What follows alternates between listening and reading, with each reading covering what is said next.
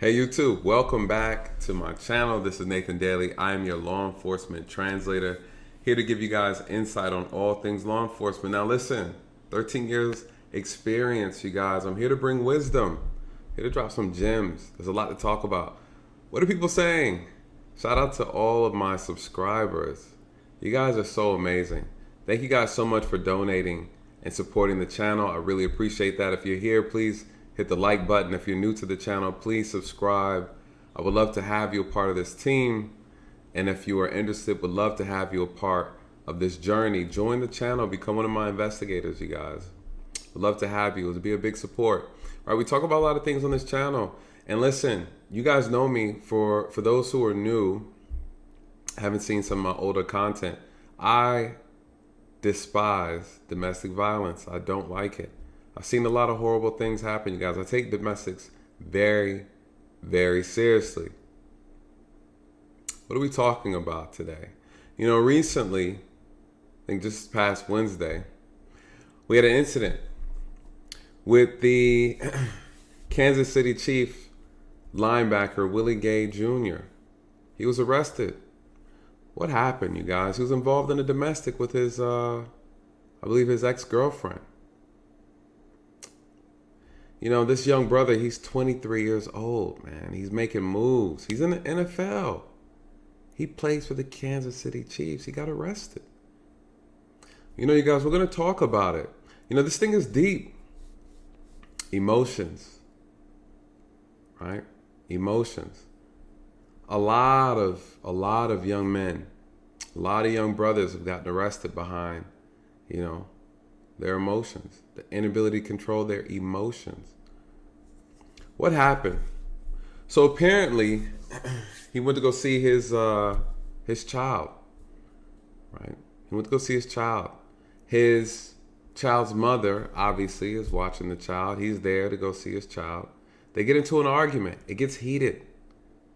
They get into a verbal dispute. Nothing physical. Nobody hurt.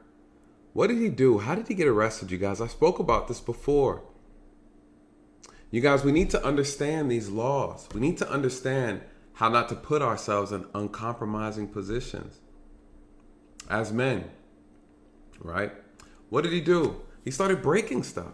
He broke her vacuum. They said he was breaking things in the house. She called the police.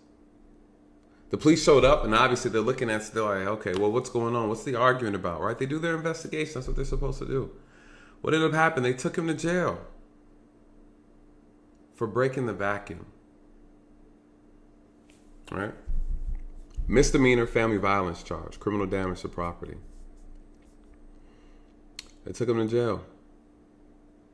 You know, obviously we don't know what the argument was about. We don't know why they were fighting. We just know they got into it. One would say, come on, man, you know, they're fighting. He broke a vacuum. You go to jail for breaking a vacuum? Absolutely. Absolutely, and I'm going to tell you why. All right? So he's arrested, of course. He bonds out. He bonded out yesterday. I think he bonded out Thursday. He has to go to court on that. Family violence. You know, they said there was no drugs, there were no alcohol involved. Pure emotion. Pure emotion. You know, these are one of the things that really, when, you know, you have these young men, what's one of the biggest things that brings them down? Women. Some form or fashion, it's women. What do I mean by that? Whether it's partying to get women, looking to get women, looking for women, the women that you already have in your life, dealing with that, dealing with others. I see it all the time. There's no justification what he did. A lot of people are going to look at this and be like, come on, really? A vacuum? Was that even? Yes. You know, as I've been policing, what do I notice? You know, I try my best to give a lot of young men and young women game on how to protect themselves, how to keep themselves out of harm's way, how to see the red flags, right? How to avoid things like this, because it goes both ways, you guys. You know, I like to give men a lot of wisdom when I can, because I'm a man. right? So obviously, if I can reach down and help a lot of these young brothers who are coming up, I'm gonna support them as much as possible. Tell them how they can prevent these things, how to keep themselves out of trouble. And women too. Listen, at the end of the day, I want to see both sides, both people. It doesn't matter. I don't want to see women hurt from domestic violence. I don't want to see men hurt from domestic violence. How can we prevent these things from happening? When you see the signs, you remove yourself. You remove yourself out the situation. As a man, if you're losing yourself in the moment, you remove yourself out of the situation. Don't allow someone to bait you into an argument. You know your limits. And a lot of times the person you're with they know what buttons to push. You guys, they'll push them. They'll push them. Man, he's a linebacker. He's a linebacker, 23 linebacker. He's probably like 6 foot, 300 pounds or something crazy. Solid muscle, right? Under domestic violence is a very unique law, right? The concept behind it, what the law allows officers to do, it's different than regular criminal charges. When you commit the offense of Family Violence Act, when you commit an act under family violence, the rules are just a little bit different, right? A little different. And so here in Georgia, we can make the arrest with or without the consent of the victim, because in other situations, this wasn't a domestic. We would simply ask the victim, like, "Hey, is this your vacuum?" She was like, "Yeah." "Okay, he broke it. Do you want to press charges?" She's like, "Nah, it's not a big deal." Then we're like, "Cool, we'll write you a report. You guys can figure it out." But when it comes to family violence, as the state, with or without your consent, as a victim, we're taking charges out. We're gonna make the arrest. If the probable cause exists, the evidence exists, we're gonna make an arrest. It's one of those things where a lot of times you'll have the victim too afraid to want to prosecute, and they end up getting hurt. They end up getting killed. So because of that, the state said, "Listen, we're gonna waive all that. If you see a violation, if the evidence is there to support a crime occurred, and it's a domestic, I want you to act without the consent of the victim. Doesn't matter. If the violation is there and it's under the family violence umbrella, we're going to prosecute. We don't need the victim to prosecute." That's the difference. He broke something. Why is that important? What does that indicate? What does that show? In the heat of an argument, in the heat of a moment, you had someone in the house who was unable to control their behavior. What does that evolve into? I had a case where I came to the house, the guy had punched holes all in the bedroom. His wife was downstairs. She was nowhere near his act of aggression to the wall. But what did it show? It showed that he had no control over his temper. How do I know if I leave you here that you won't end up hitting her? The risk outweighs the reward. That's how we look at it. You've already showed yourself to be someone who can't control self. And if you can't control self, who knows what you will do? Why do I say that, you guys? In these relationships, in these domestics, the crime of passion, it's this rage that you get. It's rage. And sometimes you don't realize it until it's too late. You can almost say they did him a favor by taking him out the house. Could they have done something different? Maybe they could say, "Hey, listen, you just need to leave for the night." Sometimes that's possible, depending on the circumstances. What do I mean by that? They said he was breaking things. Allegedly. Let me be clear. Allegedly, he had broke some things. According to the news article. Let me put that out there too. Put the link in the bottom. Said he was breaking some things. Well, is that within itself bad? Again, you guys, it shows you have no control of your being. You're that upset that you're taking your frustration and anger out on things. I've taken people to jail for less. In a domestic. We're playing Minority Report. Anticipating the future. Is it possible Is it worth the risk? What's the likelihood that when I leave, you're not going to, right, pick that knife up? It goes both ways, you guys. I've seen it both ways. I've seen women do it to men. I've seen men obviously do it to women. You show up and he's sitting on the steps with a knife in his stomach. So what happens? I said this before. This is important for a lot of our young men. We need to listen to this. We need to understand this. What is it? What is the issue? Outside of our emotions, we don't understand that the things that come out of our mouth can get us arrested. I can say something. It can put you in a position of fear. If you think you're going to receive harm because of something I said or something I did, even though I never touched you, I can still go to jail, you guys. It's called simple assault. Terroristic threats. I threatened her. I didn't mean it. Yeah. Put your hands behind your back, sir. Put your hands behind your back. Oh, okay, well, but this is what I said, but I know, but she doesn't feel safe. The power of words, you guys. So we gotta be able to have this conversation and say, what did his ex-girlfriend probably say when he was there arguing with her with the child there? He's a big guy. What could she have said? When he was breaking the stuff, he's breaking the vacuum, I was scared. And his behavior alerted me to a place to where I felt like I needed to call the police for safety. It started off, we're going back and forth, and he's yelling. He's always yelling, right? Like this could be the conversation, right? He's always yelling and whatever. He has an anger problem. Ooh, okay, cool. I'm not tripping. It doesn't bother me. But then he started breaking stuff. He broke the vacuum in front of me. And in that moment, I felt like now I'm in danger. Now I'm nervous. Now I'm scared. What if he comes over here? He's lost his cool.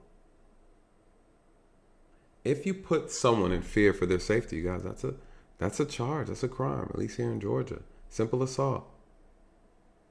You put someone in fear to receive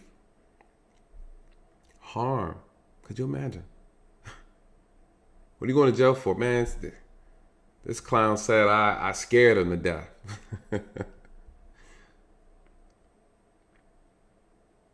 What do I ask him? Were you in fear for your safety? She's like, yeah. You can be arrested for that, you guys. You can be arrested for that. So what does that mean to our young men? You know, it's about the men for this one, ladies. Simply because the man who got arrested. And ladies, if you're in a situation like this and you see these things, you can also leave too. Right? If you feel comfortable to leave. Don't agitate. Right? If you see someone who's losing their cool, they're losing their self in the moment, don't agitate them. Right?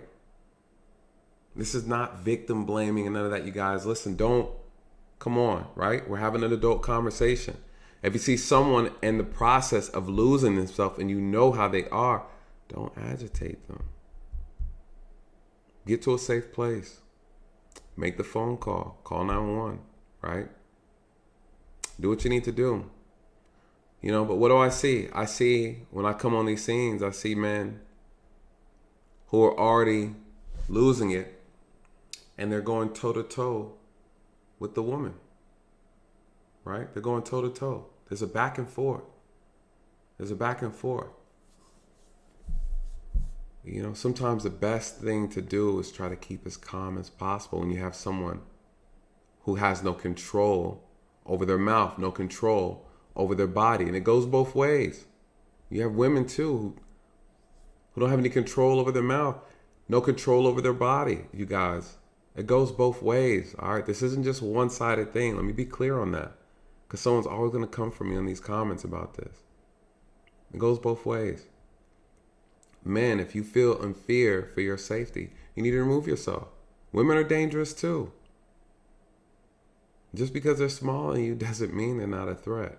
right? Both sides, you know. And when you see these things, you guys, if you feel like someone, especially in these situations with these child custody issues and all these different weird dynamics,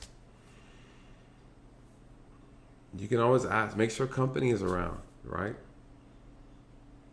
Makes people feel more comfortable when there's other people around when that person shows up, especially if they don't live there.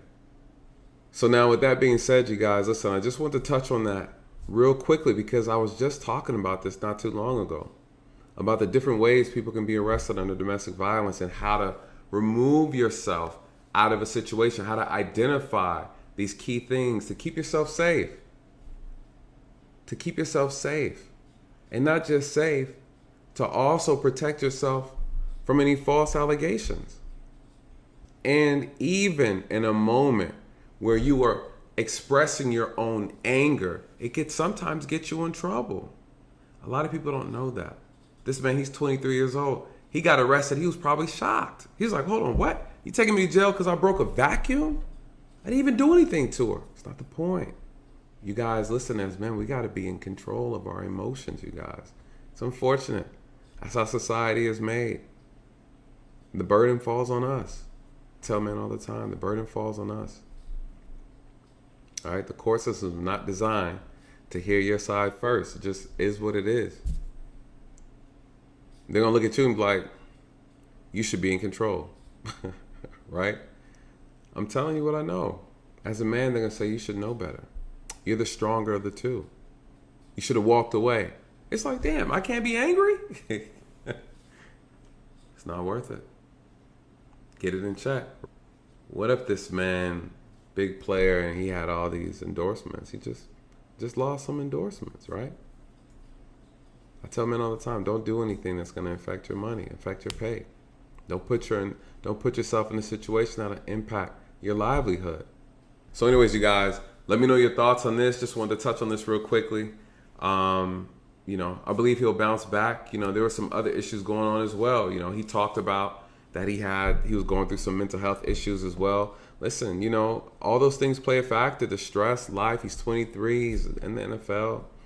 There's no justification, right, for domestic violence or anything of that nature. But the reality is there's some other underlying issues. You guys, we got to get that stuff checked out. It goes for both sides, men and women.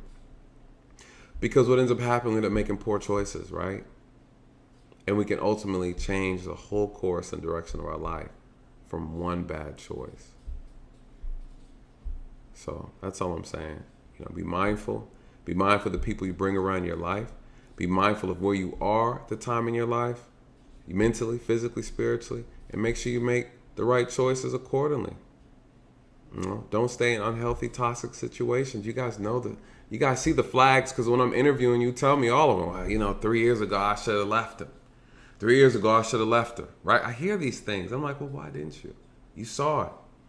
You saw it. Stop making excuses for people. Stop trying to justify people's bad behavior because you want to be with them or because you're insecure. Get the counseling, you guys. Get the therapy for yourself. Get them as couples. And if it can't work, it won't work. Keep it moving. Keep it moving. All right? It's not worth it. It's not worth it. Anyways, you guys, let me know your thoughts. Please like, comment, share, and subscribe. And with that, you guys, good night and God bless.